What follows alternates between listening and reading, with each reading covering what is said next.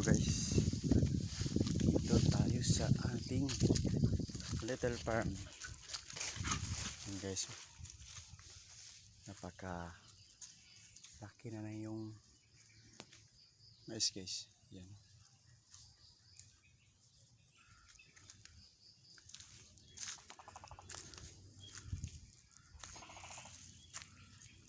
Lalong mataas na yung mais guys. Namumulaklak na. So, sayang lang. Inuud guys. Yan o. Kinain ng uod. Sana makasurvive ito. Saka makabunga para makain natin. Makatikim tayo. Yan o.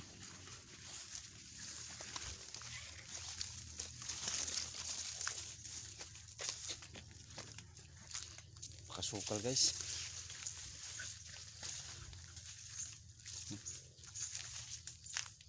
Inuud. Sayang. Baka maapektuhan yung bunga guys. Hindi siya lumaki. Halos dito guys. Yung mga mais guys inuud. Grabe yung uod guys.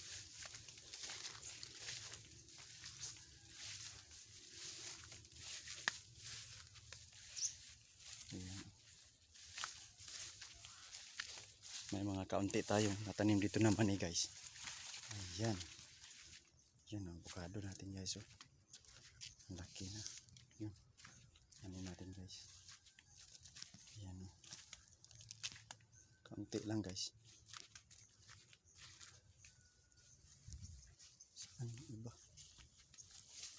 Wala.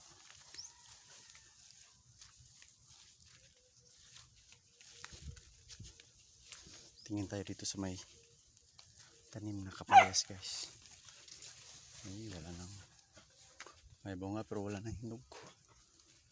Yan o. Yung mali natin guys, napaka taba guys. Ganda tingnan. Namulaklak na. Ayun, namulaklak na. Yan, may kapayas natin dito guys. May bunga pero wala pang hinog guys. Na-harvest na. Napakain na sa ating biik.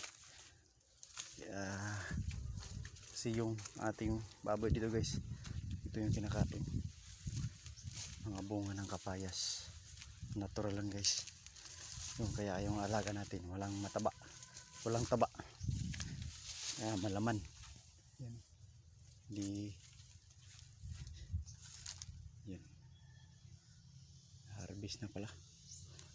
Laki na ng papaya guys. Oh. Yan. Sarot-sari atong tanim dito guys. Saging, mais, papaya, saka mani. Yan. Hanggang doon. Yung iba nating saging guys, hindi natin na agapan ng paglinis kasi yun nandun sila sa may sukal.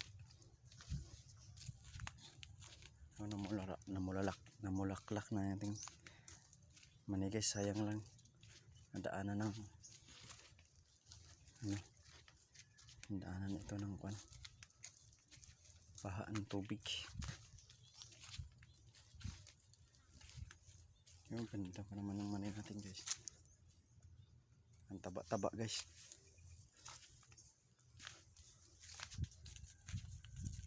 Sana makarami tayo ng harvest dito sa susunod na buwan.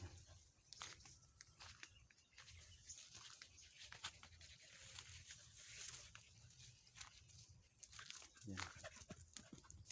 Laga natin guys. Tumbok. Yan, tingnan natin guys. Oh. Liit man. Yung malaki na harvest na. Yan.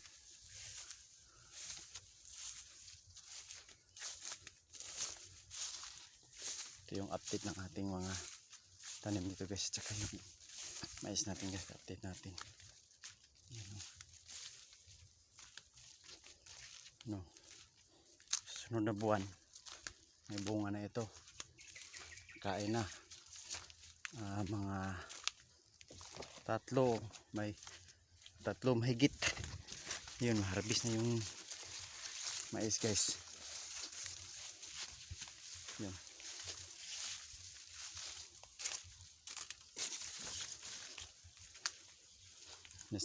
Next week ito may bunga na ito. So hindi pa makain yun.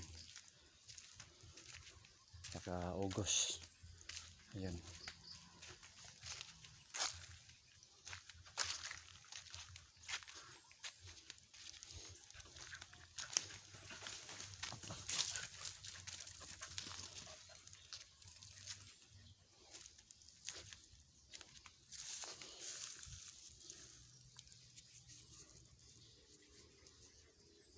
And guys, thank you for watching guys. Don't forget to share, like my video. Bye.